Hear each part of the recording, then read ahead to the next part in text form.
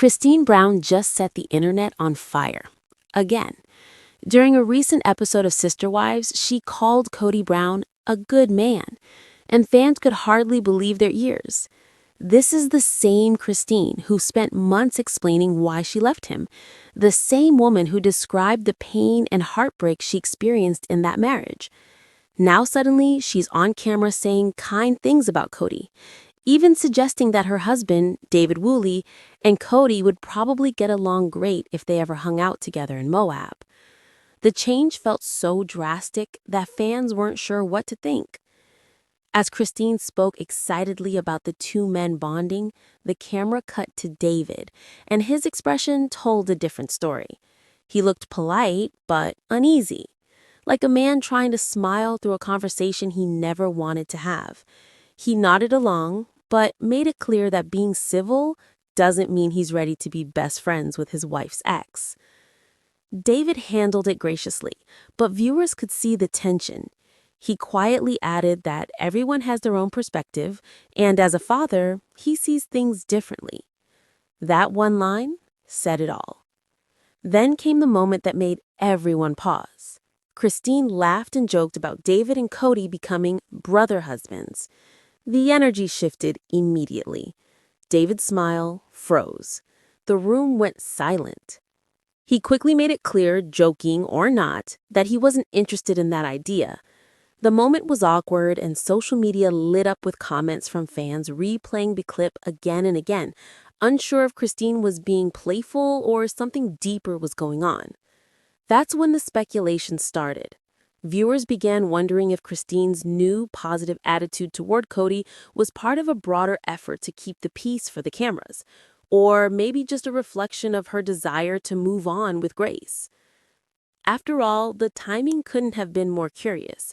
Around the same period that she filmed her Kody's a good man scenes, she also appeared in interviews where her tone was far more cautious, focusing on co-parenting and personal growth rather than conflict. Whatever her reasoning, it's clear Christine is walking a tightrope. On one hand, she's trying to show that she's evolved beyond bitterness. On the other, she's still navigating deep emotional scars from a relationship that played out in front of millions. Meanwhile, Kody himself has been just as unpredictable. In his own scenes, he oscillates between regret and resentment, sometimes admitting that he could have handled things better, other times expressing anger about how the family fractured. In one particularly telling moment, he speaks about moving out of his old home and setting up a room for his daughter Truly. He describes it warmly, calling it her space, but then refers to it as the guest room. The phrasing struck fans as odd. If it's Truly's room, why call it a guest space? To some viewers, it symbolized everything about Kody's current relationship with his kids, an effort to look involved, but with distance still baked in.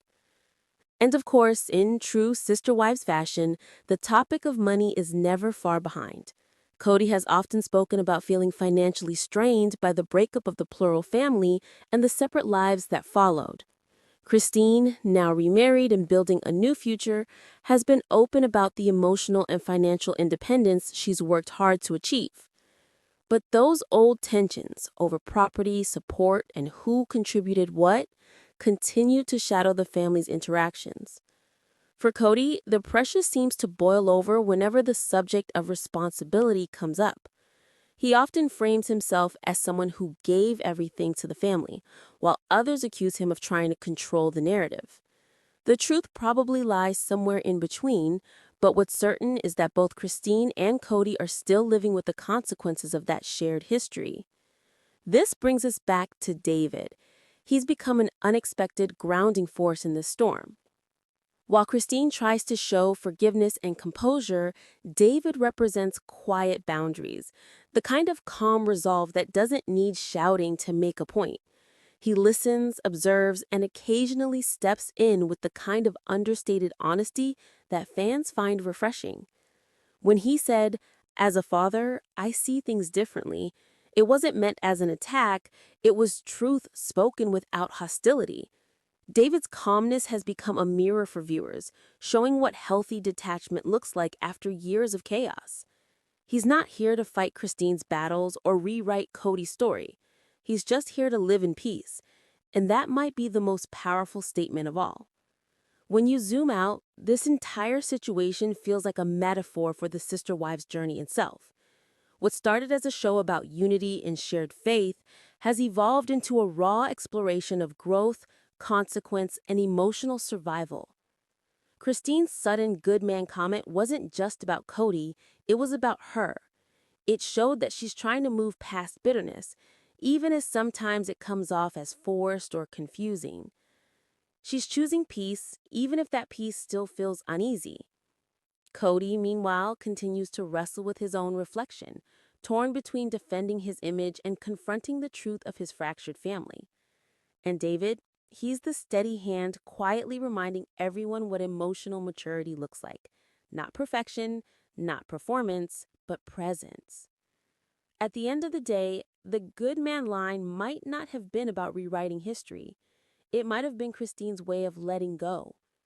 Even if her delivery felt awkward, her intent seemed rooted in exhaustion, the desire to finally end the cycle of anger that defined so much of her life with Kody. But as fans keep pointing out, forgiveness doesn't mean forgetting. And when the cameras stop rolling, the real story is what happens next.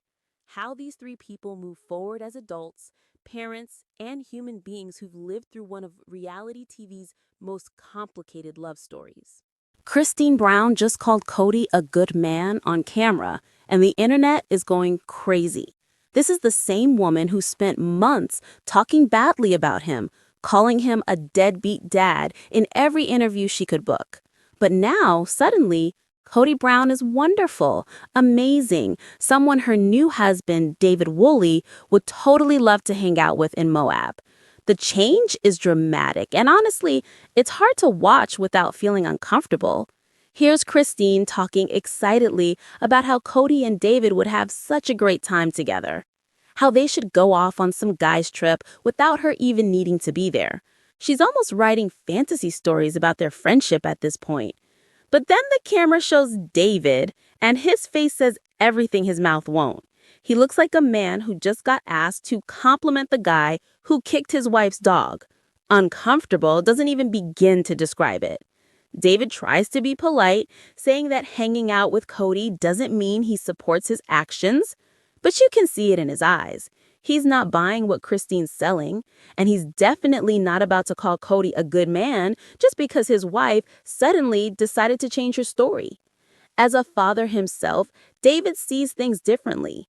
He sees what Kody's done to his children, how he's treated Inye, and he's not about to pretend any of that is okay. Then comes the moment that broke the internet. Christine makes a joke about David and Kody becoming brother husbands, and the room goes silent.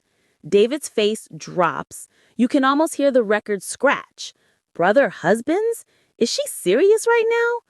The term alone is sickening, suggesting some weird, inappropriate dynamic that nobody asked for.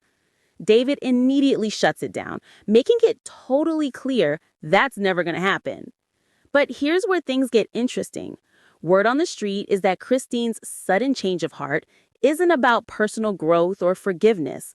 Sources close to the situation revealed there's a court order involved, one that specifically stops her from talking badly about Kody. This wasn't some spiritual awakening where Christine decided to see the good in her ex-husband. This was legal strategy, plain and simple. She had to play nice on camera because a judge told her to. And David didn't get that memo because, well, he's not under any court order. The timing is suspicious too.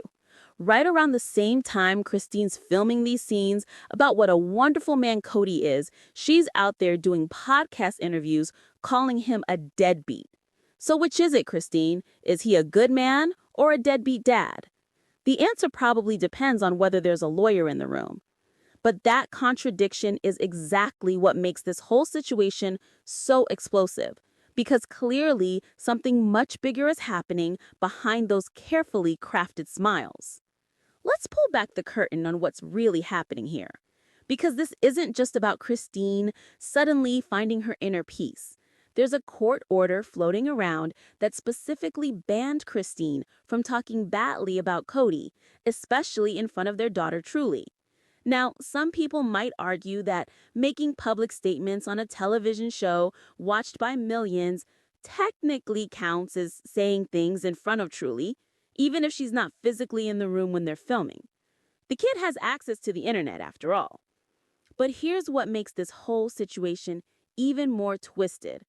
While Christine's been walking on legal eggshells, trying to stay on the right side of that court order, Kody's been running his mouth like there's no tomorrow. He's the one who broke the exact same rules he apparently wanted enforced. During his big move out of the Hash Knife house, Kody told his brother he never wanted to speak to Christine again, didn't want to think about her, wanted to forget she even existed. Those were his actual words, caught on camera for the world to see. And when did that house close? November 2024. Want to know what else happened in November 2024? Kody Brown was served with child support papers for the very first time. The case was filed in Utah. And here's the really juicy part. That case is now completely sealed from public record. You can't find it. It doesn't exist in any searchable database. Why? Because Kody got special privileges that most people going through family court could only dream about. So while Kody's sitting there on national television saying he can't even stand to hear Christine's name, he's actively being sued by her for child support. The nerve is staggering. He knows there's a court order. He knows he's being filmed. He knows this footage is going to air on television.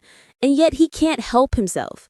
He has to make it clear just how much he hates the mother of his child, the woman he shares a minor daughter with. Kody even tried to excuse his behavior in the most Kody way possible. He admitted he was aggressive during the divorce, acknowledged his yelling and screaming, but then justified it all by saying he felt like a victim. He painted himself as someone who was just reacting to Christine's aggression, as if that makes it okay to treat someone that way. But the timeline tells a different story. This wasn't some heat-of-the-moment reaction. This was calculated rage, timed perfectly with being served legal papers demanding he financially support his own child. The contrast is stunning. Christine is forced to call him a good man on camera, while at the same time taking him to court for child support. Kody's free to trash her reputation while playing the victim. And all of this is happening while they're supposed to be co-parenting a 15-year-old girl who has to watch her parents destroy each other on national television. The whole situation is a masterclass in dysfunction. Let's talk about what was really going through Kody's mind during that move, because his behavior reveals everything you need to know about his priorities. During this whole process of packing up and leaving the Hash Knife house, Kody mentioned Truly exactly twice. Both times it was about finding her a space in the new place, creating a room where she could stay when she visits. He even turned his office into a guest room / Truly's room, painting himself as the devoted father, making arrangements for his daughter. But here's the thing. Why is it a guest room? Because deep down, everyone knows Truly is never actually going to sleep there. It's fake parenting at its finest, creating the illusion of being a present father, while the reality couldn't be more different. The room exists so Kody can point to it on camera and say, "See, I made space for my daughter." But the label guest room gives away the truth. She's a guest in her own father's home, not a resident, not someone who actually lives there part-time. And while Kody's playing house with imaginary custody arrangements, he's at the same time telling anyone who will listen that he hates Christine, can't stand to be around her, doesn't even want to acknowledge she exists. Think about that for a second. This is a man who has a minor child with this woman, a daughter who needs both her parents to at least be civil with each other. But Kody can't manage even that basic level of maturity because his ego won't allow it. The anger radiating off him during these scenes is clear.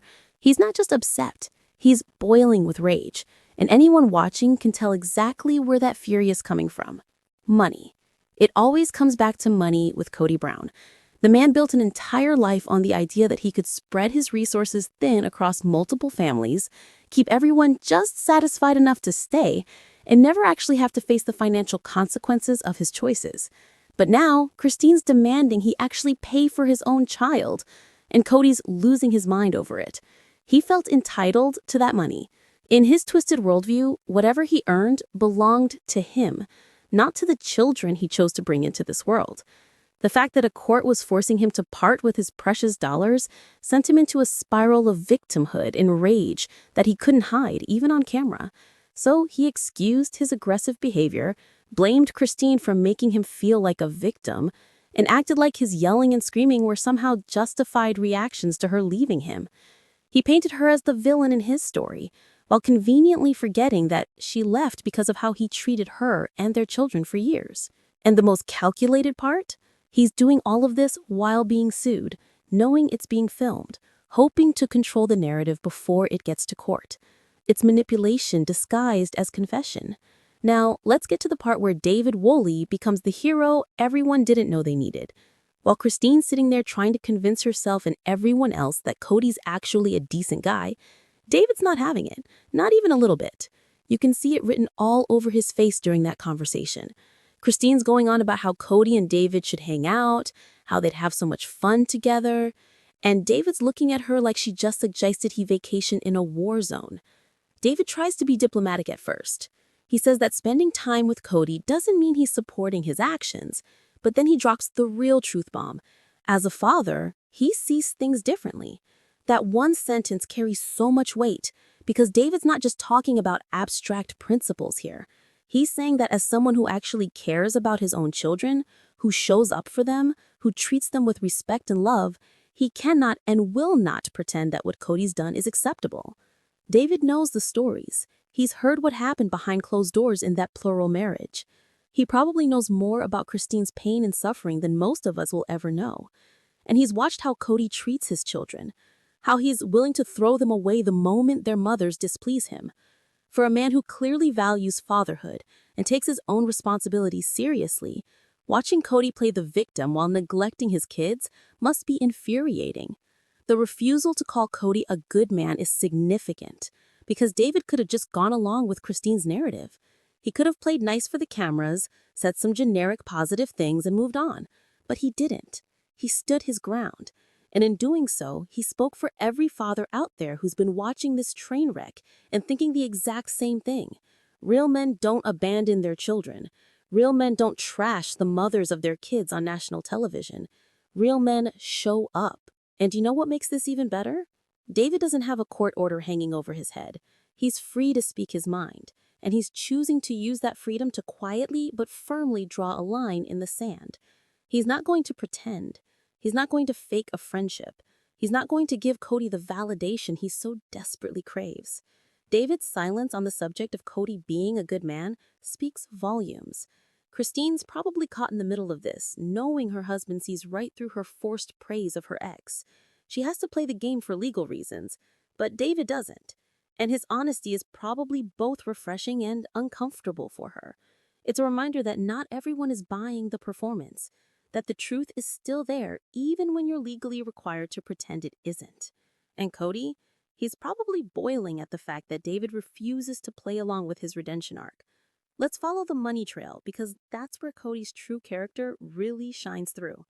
Anytime finances come into play with this man, he transforms into someone unrecognizable.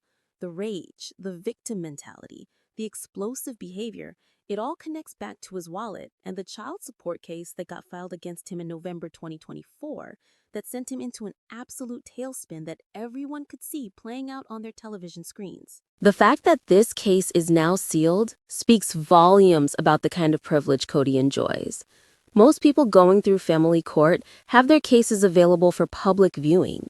Court records are typically accessible because the legal system operates on principles of transparency. But somehow, Kody managed to get his case completely sealed, wiped from the public record like it never even existed. Special treatment that protects him from the scrutiny he absolutely deserves. Think about what that means for a second.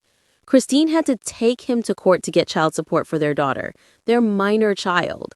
Truly, who Kody claims to love and care about so much that he created a guest room for her in his new house. If he actually cared about supporting his daughter, why did it take a lawsuit? Why did Christine have to go through the legal system to force him to pay for his own child's expenses? The answer is simple, but infuriating. Kody didn't think he should have to pay. In his mind, whatever money he had was his money, not money that should go toward raising the children he brought into this world. He's operated his entire life on the principle that his wants and needs come first, and everyone else, including his own kids, can fight for the scraps. When Christine demanded he actually fulfill his financial obligations as a father, he saw it as theft, as her taking something that belonged to him. And that's why he was so furious during that move. He wasn't just angry about the divorce or about Christine leaving him. He was enraged that she had the nerve to demand money from him, to force him through legal channels to support Truly. Every box he packed, every room he emptied, he was stewing in resentment about having to part with his precious dollars. The victimhood narrative he kept pushing was really just code for, "How dare you make me pay for my own child?" This pattern isn't new for Kody either. Throughout his entire time in plural marriage, money was always a source of controlling conflict. He decided who got what, when they got it, and how much they deserved. The wives had to basically beg for resources while he made all the financial decisions. So when Christine escaped that dynamic and then had the nerve to demand court-ordered support, it shattered his illusion of control. He couldn't manipulate her anymore, couldn't dangle financial security over her head to keep her compliant. And that loss of power absolutely destroyed him. Here's where things get absolutely wild. While Christine is on camera singing Kody's praises, calling him a good man that David would just love to spend time with, she's at the same time doing a press tour calling him a deadbeat dad. Yes, you read that right. The same person giving two completely opposite narratives at the exact same time. The mental disconnect is enough to give anyone whiplash, but it reveals something crucial about what's really happening behind the scenes. The timing is everything here. Sister Wives Season 19 had just premiered, and Christine was making the rounds doing podcast interviews to promote the show. And in those interviews, she wasn't holding back. She called Kody a deadbeat. She talked about his failures as a father. She exposed the truth about how he treats his children and avoids his responsibilities. But then she'd show up on the actual show itself, and suddenly it was all about what a good person Kody is deep down. So which version is the truth? The answer is probably somewhere in the middle. But the contradiction itself is the real story. Christine is living in two realities at the same time. There's the reality she presents on the show, carefully crafted to comply with court orders and custody agreements. And then there's the reality she shares in interviews, where she's a bit more free to express how she actually feels about the man who made her life miserable for years. It makes you wonder what's real and what's performance.